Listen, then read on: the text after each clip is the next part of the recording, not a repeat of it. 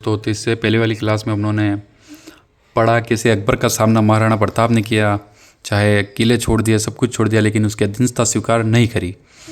ऐसे इनका पुत्र हुआ अमर सिंह, जो कि अगला शासक बनता है 1597 में महाराणा प्रताप की मृत्यु के बाद। 1620 तक शासन करता है और अकबर की मृत्यु हो जाती है 1605 में। तब जहांगीर इसके विरुद्ध अभियान करता है 1605 में परवेज़ आसफ खां और जफ़र खां, तो ये इसमें सफलता नहीं मिलती है। फिर 1608 में मावत खां को भेजता है, 1609 में अब्दुल्ला खां को भेजता है, 1612 में राजा बसु को भेजता है, 1613 में अजीज कोका को भेजता है। तब इन से परेशान होकर इनका एक पुत्र महाराणा कर्ण सिंह हुआ, जिससे अपने पुत्र से हार गए और पुत्र की वजह से इन्होंने मुगल मेवाड़ संधि करनी पड़ी 1615 में। अमर सिंह की तरफ से गए थे हरिदास झाला और शुभंकरण और खुर्रम, जो कि मुगल बादशाह था जहांगीर, उस उधर से सुंदरदास और शुक्ला शिराजी ने संधि करवाई।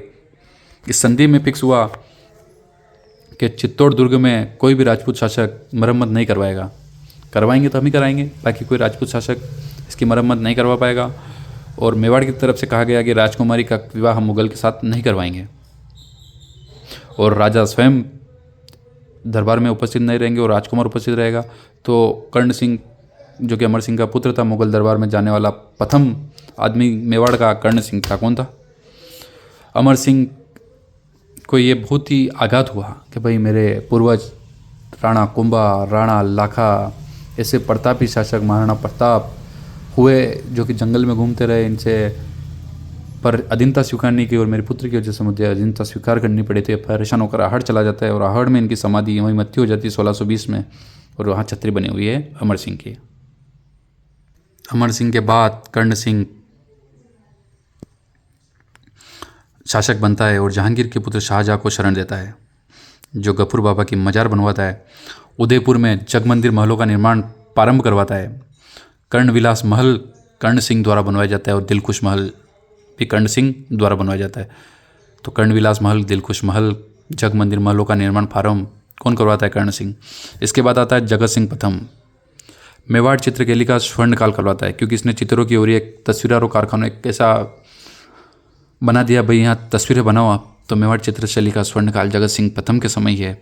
और मेवाड़ चित्रशैली का प्रथम चित्रित ग्रंथ किसके समय मिला था? तेज सिंह के समय। कौन सा? शावक प्रतिक्रमण शूत्रचुंडी 1260 ईस्वी में। इसने जगमंदिर महल का निर्माण पूर्ण कराया। अगर आपसे पूछे कि जगमंदिर का निर्माण किसने कराया तो जगत सिंह प्रथम लगाना है, लेकिन इससे पूछे कि जगमंदिर महल का निर्माण किसने शुरू करवाया था तो वो था कर्ण सिंह। उदयपुर में एक जगदीश मंदिर का निर्माण करता है, जो कि सपनों में बना हुआ मंदिर माना जाता है। ऐसा माना जाता है कि जगन्नाथ भगवान खुद इसके सपनों में आते थे और बनाते थे, बताते थे कि ऐसे ऐसे इस मंदिर का निर्माण करना है। तो सपनों में बना हुआ मंदिर जगदीश मंदिर है। इस पर जगन्नाथ प्रशस्ति बनी हुई है, जो कि कृष्ण भट्ट ने रचना की थी इसकी। ये चित्तौड़ दुर्ग का पुनर्निर्माण करवाता है। तब सादुल्ला खां इस पर आक्रमण करता है, क्योंकि मुगल मेवाड़ संधि जो 1615 में हुई थी, उस समय यही फिक्स हुआ था कि चित्तौड़ दुर्ग का निर्माण कोई भी राजपूत शासक नहीं करवाएगा। तो राज सादुल्ला खां फिर आता है और उस निर्माण किए हुए को फिर तोड़ जाता है।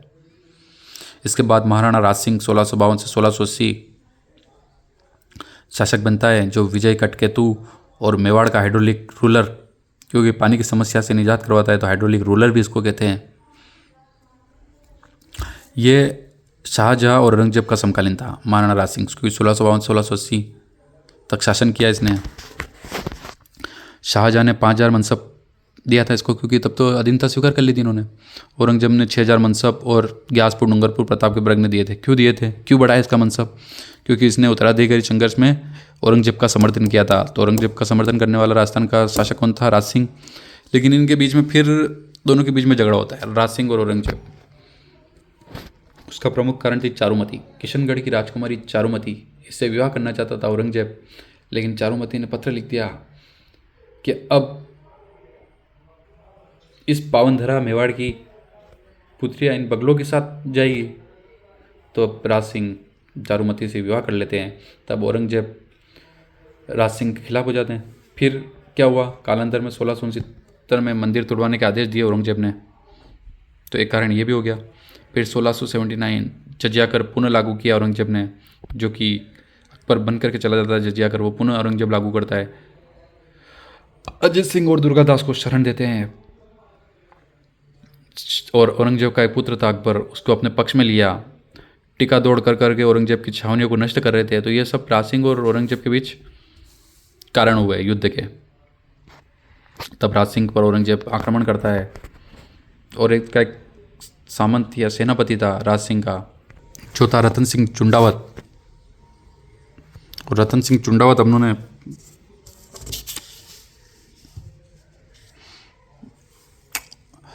इनकी पत्नी थी सहल कुंवर, नया नया ब्याह हुआ था, ये युद्ध में जा रहे थे। तो हाड़ी रानी थी, इसने अपना सिर काट कर इसको दे दिया था। तो इस पर सेनानी नाम की कविता लिखी मेघराज मुकुल ने। सांस्कृतिक योगदान भी रहे इनके राज सिंह के। इन्होंने राजसमंद झील का निर्माण करवाया, गोमती नदी के पानी को रोककर। इस पर राज प्रशस्ति लगी हुई है 9 चौकी की पाल पर। 25 शिलालेखों में इसकी रचना रणछोड़ पर टेलंग ने की थी। इसमें मेवाड़ का संपूर्ण इतिहास मिलता है। बप्पा रावल से लेकर राज सिंह तक की जानकारी इसमें मिलती है अपन को राज प्रशस्ति में। और सबसे बड़ी प्रशस्ति माना जाता है इसको, सबसे बड़ा शिलालेख माना जाता है राज प्रशस्ति को। इसके साथ ही इसने श्रीनाथ जी के मंदिर का निर्माण करवाया था नाथद्वारा में, जो कि वल्लभ संप्रदाय की प्रधान पीठ है।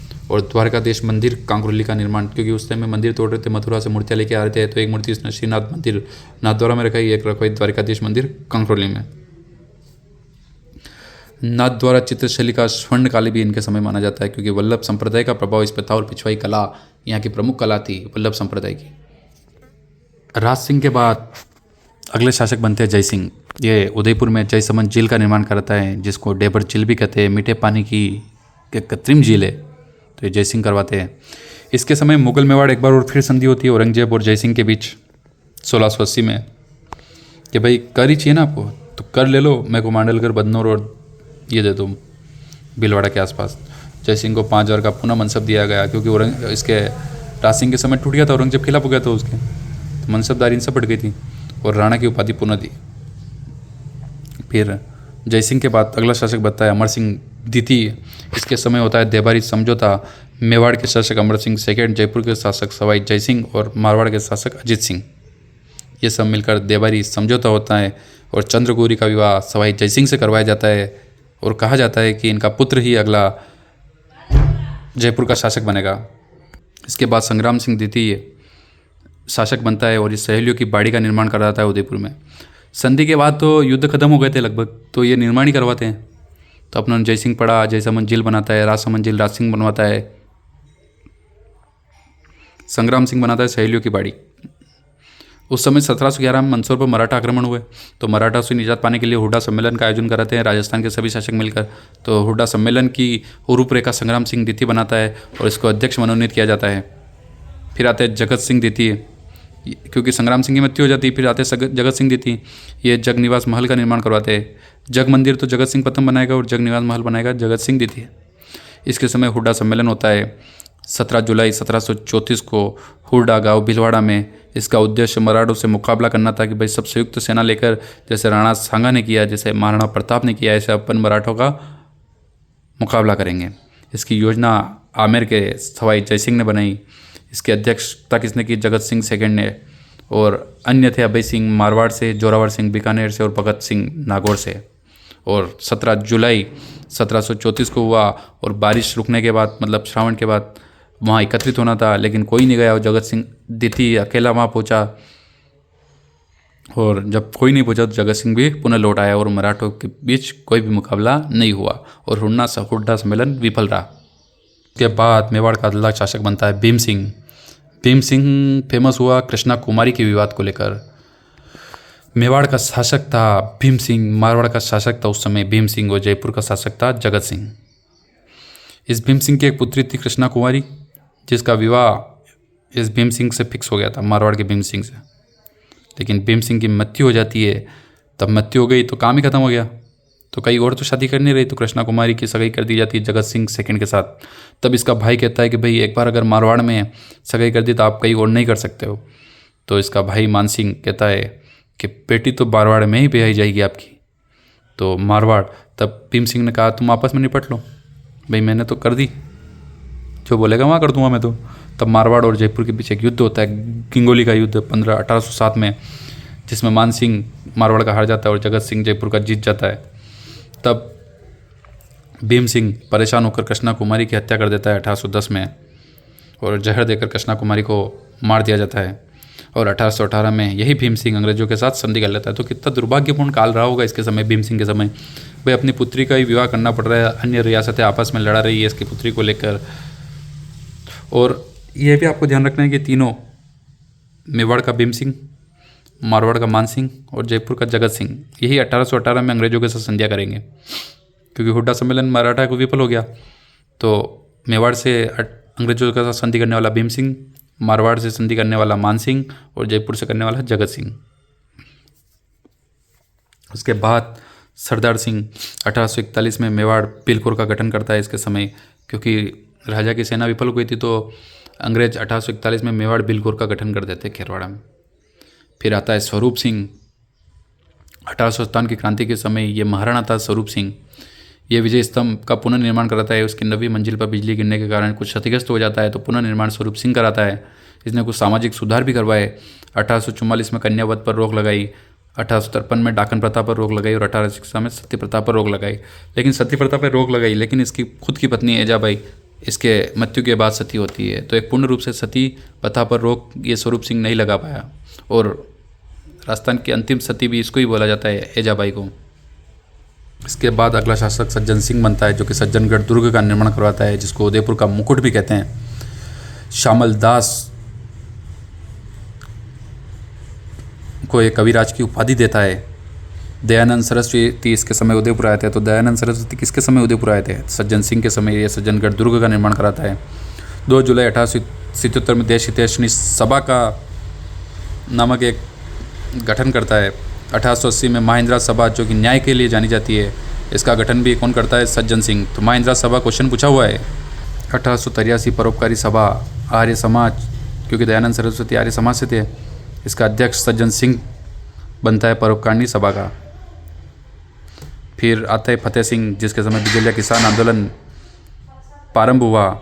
इनके समय लिखा गया था चेतावनी रथ चुंगटिया केसरी सिंह बारट, जिनको अंग्रेजों के दरबार में जाने से रोकते फतेह सिंह को। 1889 में वाल्टर हितकानी राजपूत हितकानी सभा इनके समय गठित हुई। इनके बाद शासक बनते हैं भोपाल सिंह। इनके समय मेवाड़ प्रजामंडल का गठन होता है। बिचौलिया किसान आंदोलन समाप्त हो जाता है। बिचौलिया किसान आंदोलन शुरू तो फतेह सिंह के समय होता है, समाप्त किसके समय होता है? भोपाल सिंह के समय। एकीकरण के समय मेवाड़ महाराणा होते हैं भोपाल सिंह, और अंतिम महाराज प्रमुख भी इनको बनाया जाता है। तो ये अपनों ने पढ़ा, एकीकरण हो जाता है, फिर तो इतिहास लगभग ख़त्म ही हो गया है। तो ये अपनों ने मेवाड़ का इतिहास पढ़ा। अब अपन एक दुर्ग चित्तौड़ के बारे में अगली क्लास में पढ़ेंगे। धन्यवाद।